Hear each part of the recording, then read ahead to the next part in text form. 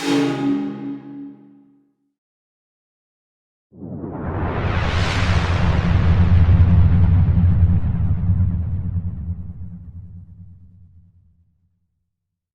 with the lowest of the low, at number 28, we have the Acolytes, the infamous brainchild of Leslie Headland, who happens to be Harvey Weinstein's former secretary. The whole point of this show is that supposedly the Jedi are evil for not wanting to share the Force with dark-sided witches or something. I didn't think Disney could make something worse than the sequels, but they managed to outdo themselves here. At number 27, we have The Rise of Skywalker. The reason I put it lower than The Last Jedi, and hate it so much, is because bringing back Palpatine undoes Anakin's legacy as being the chosen one who brought balance to the Force. I don't think there's anything else I need to say here, except that I need to point out that if Luke can hold a lightsaber as a Force Ghost, why can't the rest of the Force Ghosts do that too and just slash Palpatine to bits? Lazy writing. At number 26, we have The Last Jedi.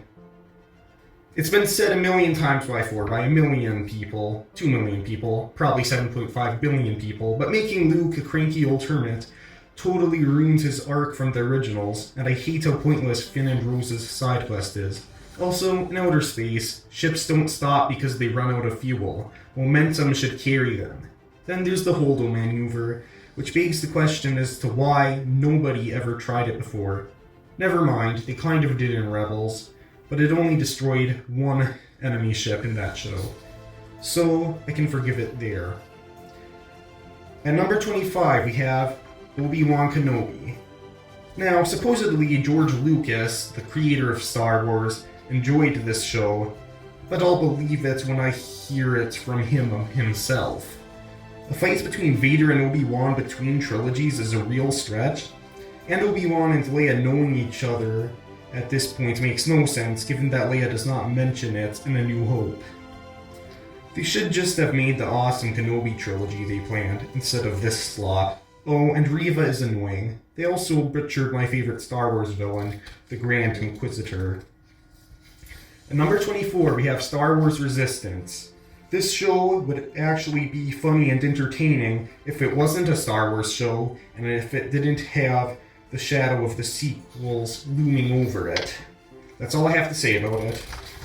At number 23, we have The Force Awakens.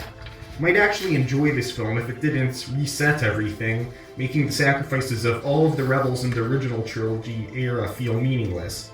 And Rey just knowing how to use the Force, doing mind tricks, and defeating Kylo Ren is just asinine. At number 22, I put The Book of Boba Fett. This show was actually pretty good, until they made it into The Mandalorian, and brought Grogu back, way too soon by the way. All the scenes with the Tuskens were phenomenal. I just wish the higher-up executives didn't get their grubby hands all over it for more merchandising opportunities. At number 21, we have Tales of the Empire. I actually liked this miniseries. It could have been so much better though.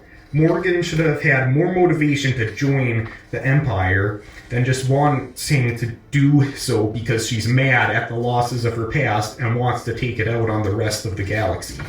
I also don't like how quickly Barriss was redeemed, and how quickly she redeems the fourth sister. This show just should have been longer. At number 20, we have Tales of the Underworld. I absolutely love Cad Bane's story in this miniseries. It shows beautifully how villains are made. I appreciated how it continued the Dark Disciple novel and didn't ignore it, revealing how Ventress survived in a way that makes sense for the world of Star Wars. I wonder if we'll see her in Ahsoka Season 2 or Maul Shadow Lord, both coming out next year. Really excited for them, by the way. At number 19, we have the Clone Wars movie. This definitely isn't the greatest piece of Star Wars content ever, but it is a fun adventure that sets up the dynamic between Anakin and Ahsoka. They should make more Clone Wars movies based on the best cancelled story arcs from the show that this movie kicked off. Just imagine how awesome that would be. Someone should start a petition or something for Disney to do that. At number 18, we have The Bad Batch. This show has so much wasted potential.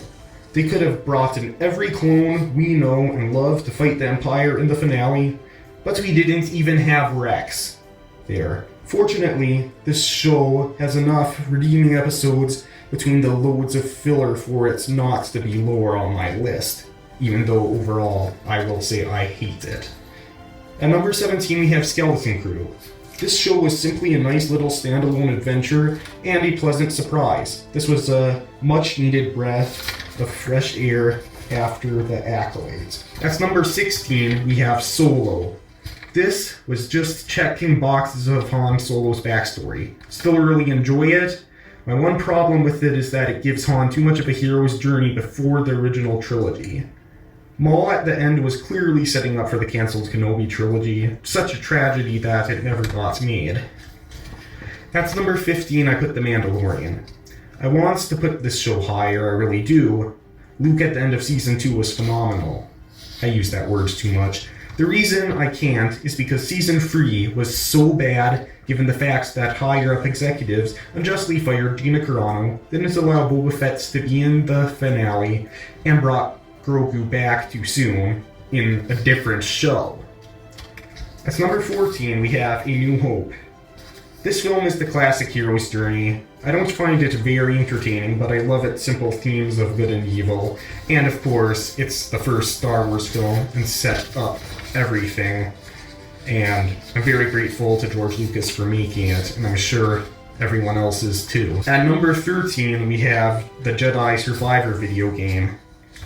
There's nothing particularly outstanding about its plot, with the exception of Cal dealing with his anger more and more, with Mirren setting him back on the right path.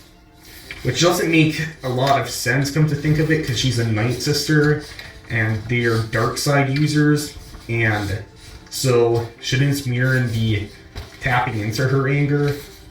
But that's just a minor criticism. I don't really care. At number 12, we have The Phantom Menace. The Phantom Menace is actually a great movie. It sets up the themes of the prequels very well, illustrated in the interactions between Qui-Gon and the Jedi Council especially. These themes being the difference between love and attachment, misunderstanding of which causes Anakin's fall. And I really don't think Jar Jar's that bad. Sure, he's annoying, but he's not the center of the movie. And as George said, he made his movies for kids, and adults just don't like to admit that. At number 11, I have Tales of the Jedi.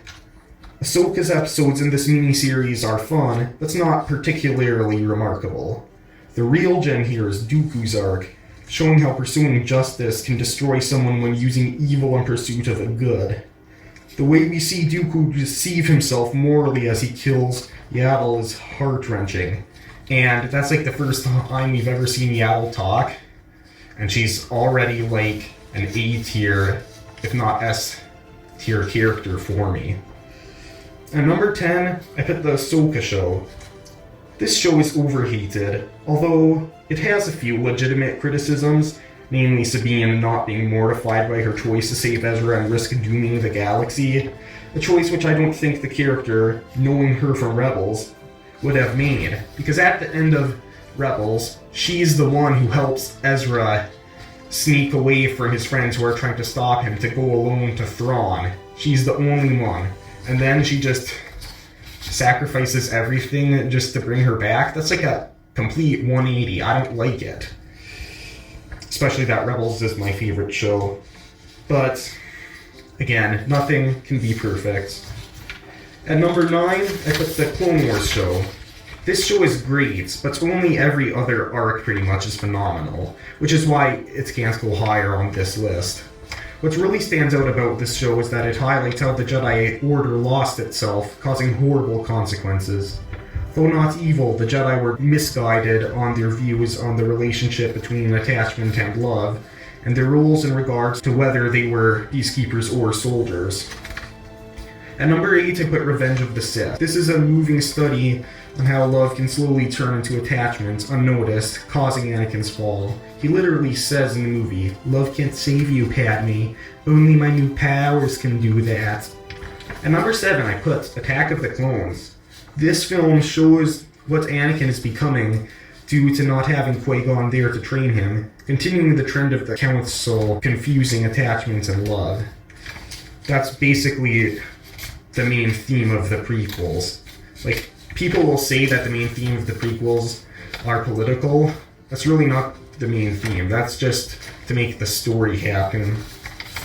Number 6, I put Star Wars Andor.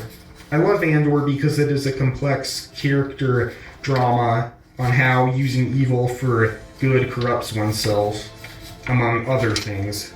It is well written and makes you feel something for each of the characters. Now, it's probably objectively better than the movie Rogue One, which it's meant to be a prequel to, but I just think Rogue One, basically being the end of it, has to be higher on my list, which brings me to number 5, Rogue One. It's a very well-made movie, and it's a message about the value of hope. And it's also just a classic good versus evil story that inspires us, and sometimes that's all we need. And so that's why I could put Jedi Survivor and other things as high as I did. It doesn't need to be complex as long as it doesn't confuse good and evil. But then again, Mirren using Night Sister magic for good and somehow being a light side user really doesn't make sense, but I digress. I already talked about Jedi Survivor. And number 4, speaking of the Jedi video games, I have Jedi Fallen Order. I totally love the game's story. I mean, there's nothing more epic than a ginger with a lightsaber and a poncho, but I digress. The real reason I love the story is that it highlights what being a Jedi really means, and it's the corruption of anger and a lack of forgiveness. The scene where Cal tells Mirren that being a Jedi isn't running around the galaxy fighting battles for the Republic, but keeping the peace, gives me the chills. The dynamic between Trilla and Cere is fascinating, especially when Cere asks for her forgiveness and she learns to let go of her anger and hate just before Vader makes his grand entrance. I also just love how Cal saves Cere from using the dark side against Vader, telling her she has a choice to not corrupt herself. The themes of good and evil, as well as the consequences of our actions here, stay true to the core message of Star Wars, or at least part of the core message. There are a lot of core messages, you might argue. But of course, the best part is that you get to play a ginger in a poncho running around the galaxy. Here's a real question. Yes. It's not poncho related. Okay. So be It's gonna prepared. be hard. It's Okay. okay. Be prepared for this. Okay. How has Cal evolved since we last saw him? What's going on with him? Well, first thing I noticed is he's not wearing a poncho. Cameron! And number 3, I put The Empire Strikes Back. Yoda's wisdom about the terrible danger of letting one's emotions cloud your judgment is priceless. This mixed with the well-crafted adventure makes this film so enjoyable to watch. Luke letting go of the platform when he's being confronted by his father just after Vader says the classic line, even if it means he might fall to his death, is just one of my favorite moments in all of Star Wars. And number 2, I put Return of the Jedi. Now I'm really surprised at how high I put this, given that I hate Ewoks. Even though I hate Ewoks, the struggle of Luke letting go of his anger and redeeming Anakin, trusting in the intrinsic goodness within humanity, redeems this movie, even though there's the crime of the Ewoks, making it one of the best. Did I mention I hate Ewoks? At number 1, you will be very surprised and possibly appalled by this. I put Star Wars Rebels. Now you're probably asking, Hans, why did you put Star Wars Rebels, a silly kids cartoon, at the very top of it? Well, I'm going to tell you that it's not a silly kids cartoon, and you should probably watch it and understand the story before you go around trashing on it, just because of the inferior art style that was due to the fact that Dave Filoni was given less of a budget. Rebels is the best Star Wars, period. It stays true to and highlights the themes that make Star Wars what it is. I might have to make a whole video on Star Wars Rebels sometime. In it, Ezra evolves from selfish street rat to a selfless Jedi who gives himself up for his people and resists Palpatine's temptations. Kanan's humility in knowing he is not the best person to train Ezra, while recognizing that he is the only Force user available for him and that he must do his best, is admirable. If Kanan hadn't been able to see this, he and Ezra both could have gone down a very different, darker path. This show highlights that love and attachment are separate things, showing that relationships can be a good thing for a Jedi, and that close friendship is a good for a Jedi. The Ghost crew being like a family is heartwarming and one of the many good messages for children, and frankly for adults, that this show contains. You might say that the main theme, or one of the main themes of this show, is of how family forms your identity. Well guys, that's how I ranked the Star Wars Disney canon. I know I probably upset a lot of you, but I don't care. Tell me what you think in the comments section if you're really that mad.